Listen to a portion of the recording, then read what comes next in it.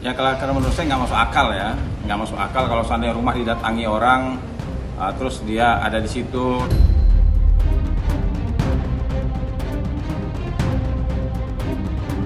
Ini orang penjahat atau bukan? Kalau dia merasa wakil rakyat, ya hadapi rakyatnya.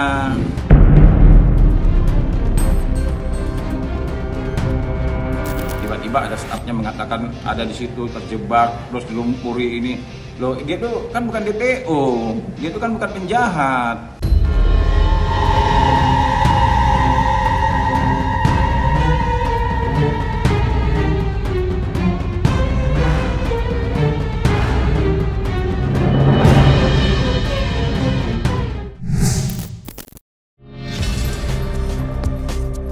Kasus penjarahan kediaman politikus Ahmad Sahroni lagi-lagi menghadirkan kabar yang membuat gempar seluruh penjuru negeri. Pasalnya, belum lama ini telah terkuak sebuah fakta baru bahwa sejatinya mantan Wakil Ketua Komisi 3 DPR RI itu sebenarnya berada di tempat kala kediamannya habis dilahap amukan massa. Dan terkuaknya fakta ini tentu menguatkan spekulasi publik yang sebelumnya mulai tercipta dari pengakuan selebritis Denny Sumargo. Cerita itu sendiri dikutip dari pernyataan seseorang bernama Tabroni yang tak lain merupakan staf pribadi dari Ahmad Sahroni dalam sebuah wawancara bersama salah satu media di Indonesia. Dan dalam kesempatan itu, Tabroni pun menguak semuanya secara lengkap. Kalian masih ingat kan soal penjarahan rumah Ahmad Sahroni di Jakarta Utara beberapa waktu lalu? Banyak informasi yang beredar saat itu kalau Sahroni udah kabur duluan ke Singapura. Padahal dia ada loh di rumahnya. Oh, memang benar. Jadi kalau saya nggak salah pada tanggal 30 Agustus sebelum rumah Ahmad Sahroni dijarah, itu saya tanggal 29-nya sore itu memang bertemu dengan Ahmad Sahroni di rumahnya. Waktu itu saya yang menghubungi beliau. Saya belum pernah kenal Ahmad Sahroni. Jadi saat itu melalui salah satu rekan saya menghubungi beliau karena saya mendengar isu bahwa Ahmad Sahroni saat itu kabur ke luar negeri. Ternyata pada saat itu beliau ada di rumah dan dia baru dari Singapura kalau nggak salah keterangannya, dan dia nggak lari ke luar negeri. Jadi saat itu saya ketemu beliau untuk meminta kepada beliau segera melakukan tindakan preventif untuk meminta maaf dan juga untuk mengklirkan suasana yang sudah mulai panas saat itu. Jadi waktu penjarahan itu tuh Ahmad Sahroni ada di dalam rumahnya. Tabroni menjelaskan bahwa selama penjarahan terjadi, Ahmad Sahroni bersembunyi di sebuah kamar mandi sempit yang berada di rooftop rumahnya. Dari sore hingga malam hari, Ahmad Sahroni dipaksa terduduk bungkam mendengar amukan massa yang merusak dan menghancurkan habis seisi rumahnya.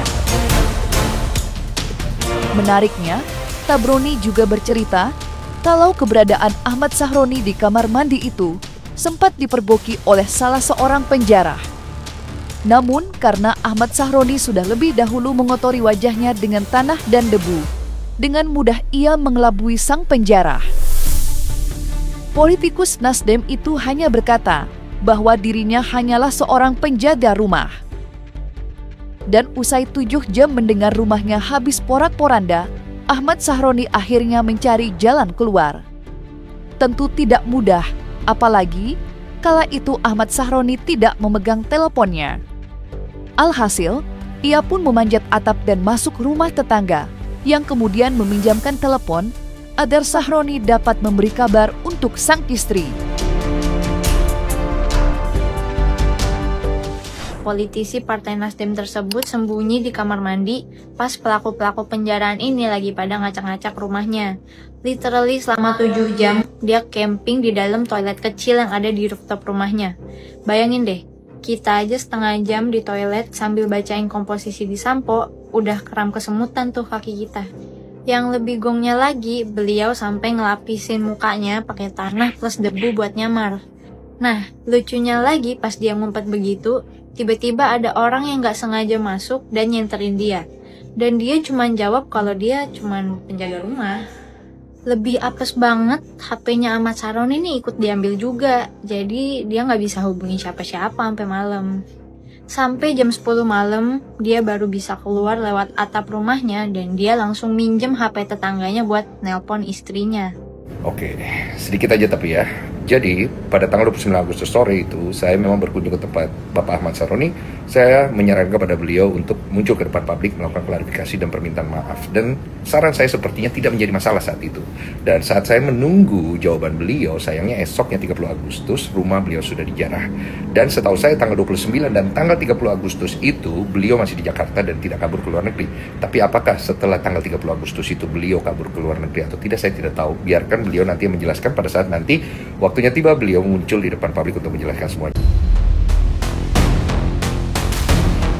Terkuatnya fakta baru yang menyebut Ahmad Sahroni sejatinya berada di tempat kala kediamannya porak-poranda dijarah massa, tentunya berhasil memancing perdebatan sengit di kalangan publik. Insan dari berbagai lapisan masyarakat nampak tak segan untuk menuturkan pendapat. Begitu pula dengan advokat Herwanto Nurmansyah yang juga sempat berhadapan dengan Ahmad Sahroni di muka persidangan kala membela kliennya Adam Denny Giaraka.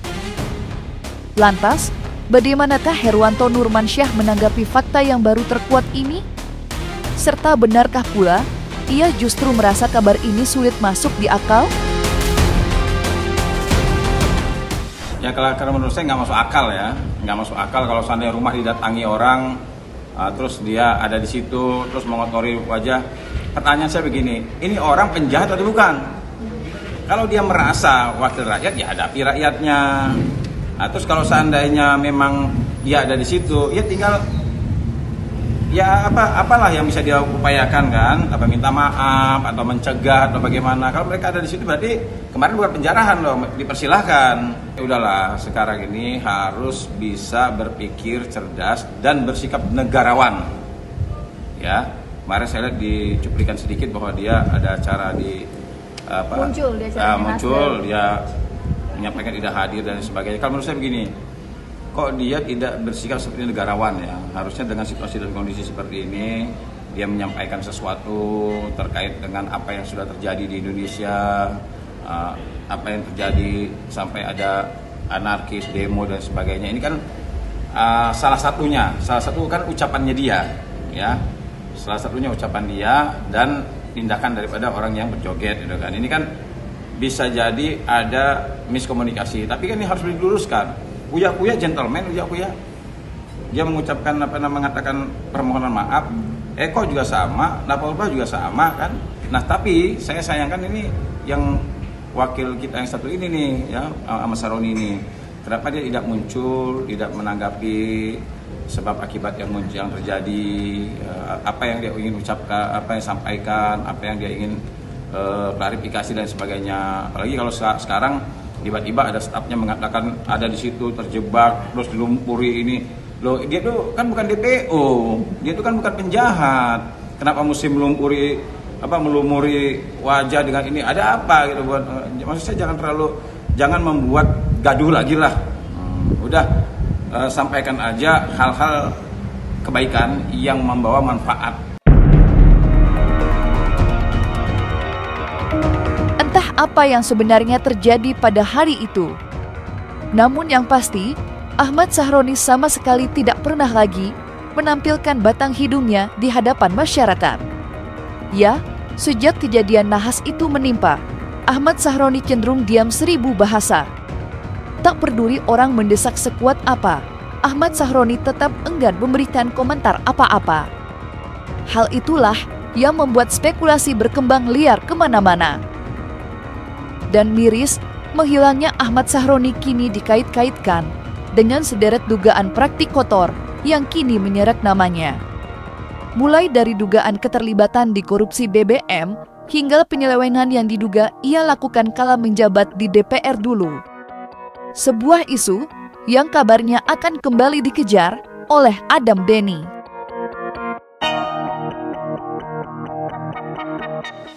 Ya, saya memang aktif ya komunikasi dengan Adam Denny.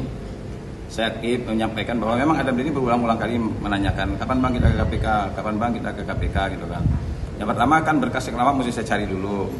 Karena dalam putusan itu memang benar, ya, fakta persidangan menyampaikan saksi, ya, terdakwa Nimade pada saat itu menyampaikan memang Ahmad Saroni ini membeli sepeda, tidak membayar pajak. Dia menyampaikan itu di persidangan. Nah, putusan itu belum saya ambil. Kalau putusan itu sudah saya ambil, ya kalau memang Adam Denny mau ke KPK, ya ayo kita sampaikan ke KPK kan. Nah, cuman kan saya juga masih ya masih lihat suasana perkembangan lah bagaimana kan. Kalau seandainya perlu memang kita ke KPK, menurut saya ayo kita ke KPK. Nah, agenda saya ke KPK untuk memfollow up laporan saya di tahun 2022, bagaimana kelanjutannya dari para petinggi di sana, dan saya juga akan membawa beberapa bukti jika memang itu dibutuhkan. Karena bukti-bukti yang saya simpan, bukti-bukti yang saya punya sampai detik ini masih ada walaupun sudah disita oleh penyidik.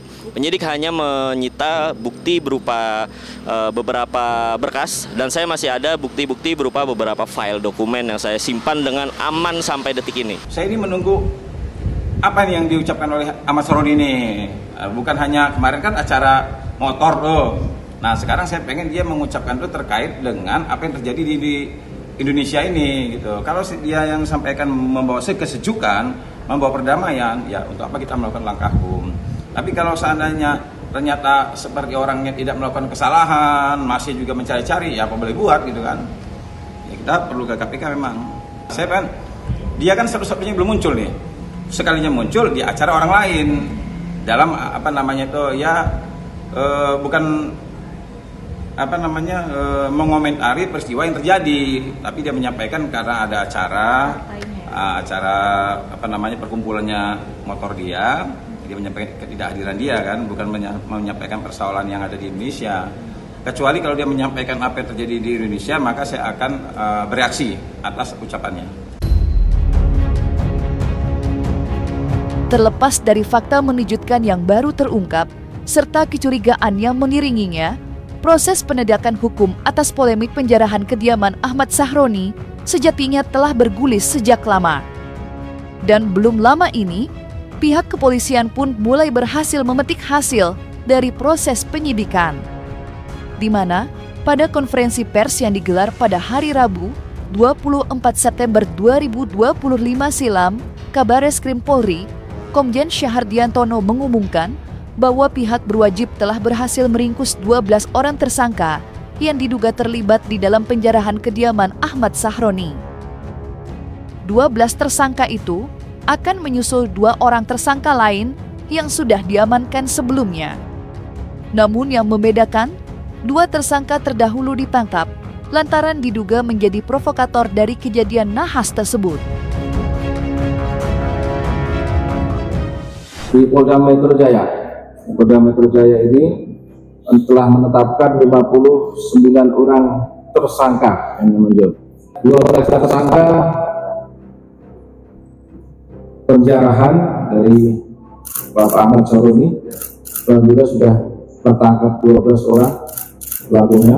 Kami sampaikan kepada rekan-rekan media bahwa terkait penegakan hukum ini, Polri akan terus berkomitmen dalam melaksanakan penegakan hukum, dan tentunya proses penyidikan ini terus berlanjut. Ada pengembangan-pengembangan dan kita berkomitmen mengembangkan kasus itu untuk mengungkap siapapun yang terlibat, cukup bukti akan ditindak tegas sesuai dengan hukum yang berlaku. Tentunya ini juga merupakan langkah juga dalam menciptakan situasi Kamtipmas yang aman, terkendali, dan kondusif. Nah memang saya melihatnya dari mulai aksi sampai dengan anarkis dan berujung pada penjarahan ya. Memang ada beberapa dari kegiatan itu yang menurut saya juga tidak setuju ya, umpamanya anarkis, apalagi penjarahan. Memang saya katakan saya tidak setuju. Tapi saya ingin menilai permasalahan ini secara objektif. Kalau umpamanya aksi bagi mahasiswa juga masyarakat itu biasa-biasa saja, ya tidak ada umpamanya anarkis dan tidak berujung kepada penjarahan.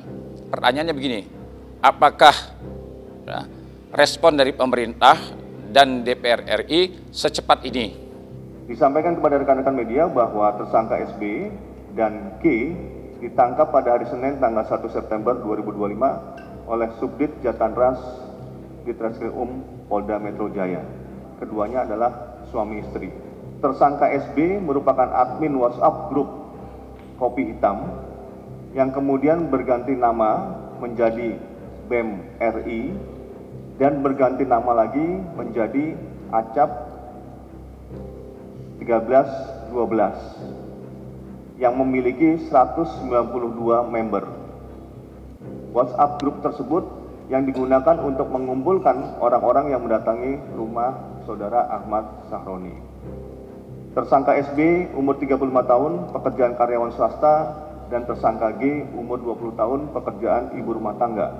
Modus operandi yang bersangkutan yaitu membuat dan menggugah konten yang menimbulkan rasa benci kepada individu, kelompok, masyarakat tertentu berdasarkan kebangsaan, mentransmisikan informasi elektronik milik orang lain, dan menghasut supaya melakukan aksi geruduk rumah anggota DPR Ahmad Sahroni dan Polres Jakarta Utara melalui grup Facebook. Dan pasal yang dipersangkakan terhadap tersangka SB adalah pasal 45 ayat 2 junto pasal 28 ayat 2 Undang-Undang Nomor 1 Tahun 2024 tentang perubahan kedua atas Undang-Undang Nomor 11 Tahun 2008 tentang informasi dan transaksi elektronik. Ancaman penjara paling lama 6 tahun. Pasal 160 KUHP, ancaman penjara paling lama 6 tahun. Pasal 161 ayat 1 KUHP, ancaman penjara paling lama 4 tahun.